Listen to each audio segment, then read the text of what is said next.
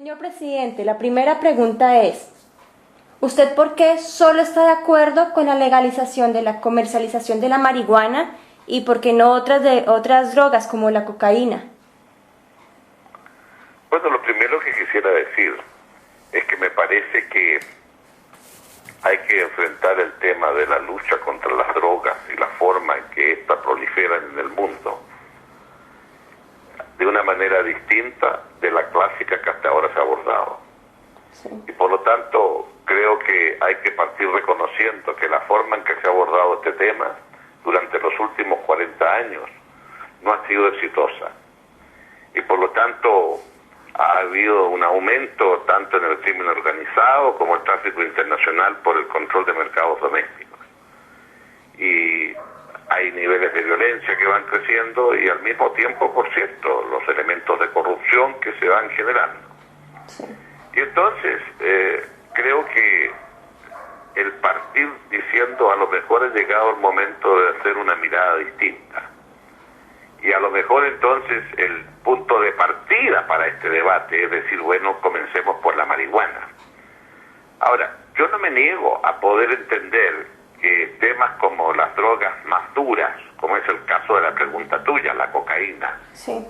También pueda mañana establecerse, pero ello obliga a tener políticas de salud distintas.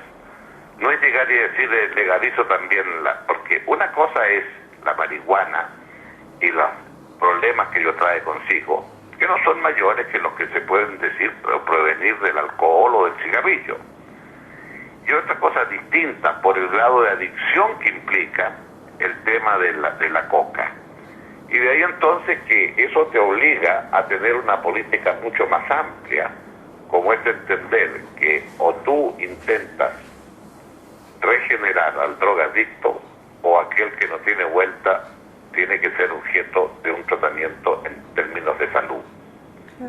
Y ello obliga entonces a otro tipo de definiciones del punto de vista del Estado, de cuáles son sus prioridades. Y en materia de salud implicaría entonces entender que el Estado entra a proveer la coca para el drogadicto irrecuperable.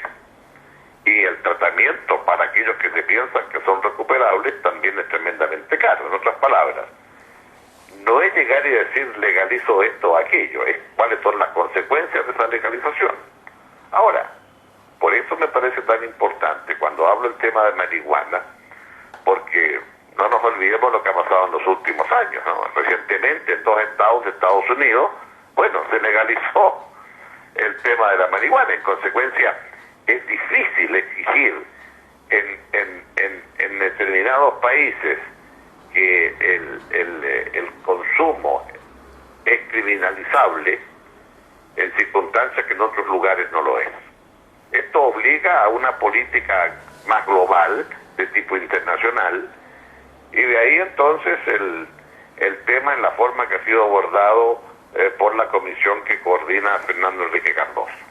Sí, porque bueno, justamente cuando estaba pensando qué preguntas hacerle y pensando en la marihuana y digamos que lo relacioné un poco con el alcohol, que hace muchos años el alcohol era prohibido, pasó a ser legalizado y luego pues pasó a ser un problema de salud pública y no un caso criminal y lo relacionaba con la marihuana. Entonces la pregunta que yo me formulaba y que me gustaría hacerle a ustedes es que ¿usted no cree que con la marihuana pase lo mismo, que una vez que se apruebe el consumo de marihuana pueda pasar a ser un problema de salud pública y no un caso criminal? Bueno, efectivamente termina siendo un tema de salud pública. Otra cosa es que usted pueda hacer una campaña como el caso del cigarrillo. Exacto. En donde es el Estado el que hace una campaña para que no se consuma el tabaco. En tanto el tabaco está comprobado produce efectos nocivos de salud. Y en consecuencia forma parte de la prevención de futuras enfermedades el tener que decir, ojo, el cigarrillo puede producir cáncer. El cigarrillo es dañino para su salud. Y por lo tanto, creo que algo similar usted puede hacer, si le parece, respecto a marihuana. Entonces, son temas que tienen que ver entonces con una forma de abordar distinta.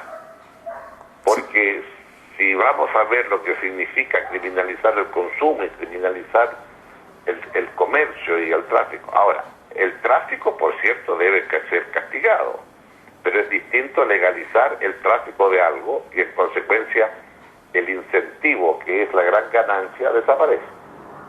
Sí. Por ejemplo, si usted fuera a hablar con la mamá o con el papá de una persona que consume marihuana, y sumándole que hay el mito que dice que si usted empieza fumando marihuana, después sigue consumiendo otras drogas, ¿usted cómo le explicaría esa iniciativa suya a la mamá o al papá de una persona que consume marihuana, que tiene ese temor que la marihuana sea el paso a otras drogas como la cocaína? Bueno, también mucho alcohólico, cuando quiera parecer que está un poco más despejado, va a llegar a la droga. O sea, lo que hay que enseñar es a distinguir a ese muchacho cuáles son los bienes a los cuales puede acceder que no impliquen dependencia, porque también el alcohol termina siendo un dependiente y también el cigarro termina siendo un dependiente. Entonces, lo que hay que enseñar es cómo usted sea dueño de su propio destino. No acepte terminar siendo un dependiente del alcohol, del cigarro o de la marihuana. Sí. Y por lo tanto a esos padres o madres le diría, bueno, ¿a usted qué cree? ¿Que entonces lo que tendríamos que hacer sería prohibir estas otras cosas también? No, creo que lo que hay que enseñar es al ser humano a ser dueño de su propio destino. Es parte de la formación de su hijo, el decirle al hijo que él maneje su propio destino y no pasa a estar dependiendo de una droga, de una bebida alcohólica o de un cigarrillo. Sí. ¿Usted por qué cree que a los países les da miedo legalizar el consumo de la marihuana? Creo por las razones que usted da, que no se repara que precisamente porque el legalizar la marihuana es un primer paso para comenzar a desactivar esta inmensa red de narcotraficantes que hay en el mundo. Sí. Y por ejemplo, sobre Uruguay, las propuestas que ha adelantado el presidente José Mujica, ¿usted qué opina de lo que ha hecho, de registrar los consumidores de la marihuana y que el gobierno controle la comercialización de la marihuana? Bueno, creo que es una forma de abordar aquello. Ahora, lo que ocurre es que es muy difícil hacerlo solo en un país. Porque, claro, puede ser la meca de la marihuana y entonces toda la marihuana la vamos a comercializar en ese país porque allí es legal. Y de ahí la importancia que tiene entender que este tipo de temas son temas que muchas veces se pueden tratar mejor en una escala regional, vale decir, un conjunto de países que acuerdan algo. Algo de esto se ha intentado en Europa, ¿verdad?, entre lo que ocurre en Holanda y otros países, ¿no?, como el caso de Suiza también. Sí. Pero es muy importante el que pueda haber ciertos acuerdos internacionales al respecto. ¿Y usted cree que en Sudamérica sí se puede llegar a esos acuerdos internacionales?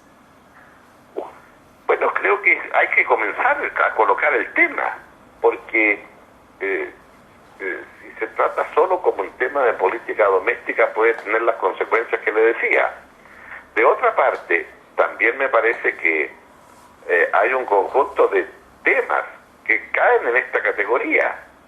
El tema de las migraciones es lo mismo. Hay temas que obligan a un tratamiento más colectivo. ¿Para qué decir otros como cambio climático pero la política de drogas, obviamente que lo ideal es que pueda haber un tratamiento más colectivo. Sí.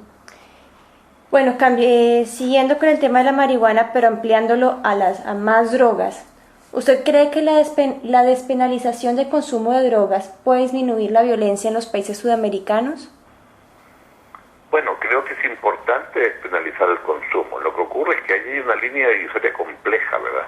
Sí. Cuando sorprende a alguien en posesión de las drogas duras, ¿es para el consumo de ellos o es para comercializar y es un microtraficante? Y es allí entonces donde, si bien en muchos países el consumo no está penalizado, la verdad es que muchas veces la posesión hace que mucha gente sea castigada. Sí. Bueno, y hablando de Chile, del gobierno de Sebastián Piñera, ¿usted qué opina del tratamiento que le ha dado Sebastián Piñera al consumo de marihuana y de las drogas? Bueno, ha habido la política que se ha aplicado siempre en el país, no ha habido un cambio en ese sentido, y por lo tanto alguien podría decir, bueno, no ha tomado medidas para cambiar la forma clásica de abordar el tema. Desde ese punto de vista, la legislación chilena no castiga el consumo, pero por las razones que yo le digo a usted, hay muchas personas, de hecho en las cárceles chilenas, como en muchas de América Latina, la cantidad de personas que están detenidas por tráfico de drogas es enorme. Y el microtráfico es lo que más está castigado.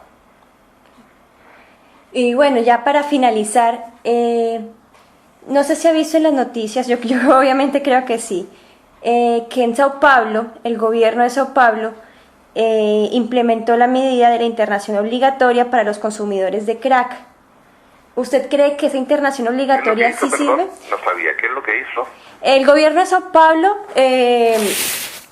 digamos que estableció o implementó la internación obligatoria, que es a los consumidores de crack que están en las calles, el gobierno los lleva a un sitio donde los interna y inicia proceso de desintoxicación y pues para dejar el consumo del crack.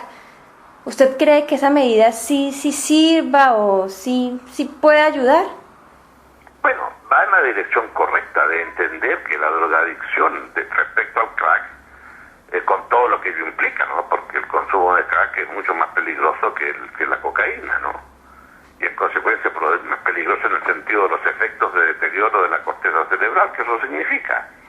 Y por lo tanto me parece razonable que el Estado de Sao Paulo, ¿verdad?, destine recursos a tratar como temas de salud pública, lo que hablábamos delante, ¿verdad? Pero eso ya es un tema que tiene que ver con entender que esto tiene más con temas de salud pública que con temas de, por cierto, si es el Estado el que aborda el tema, bueno, habrá una forma más adecuada de poder abordarlo.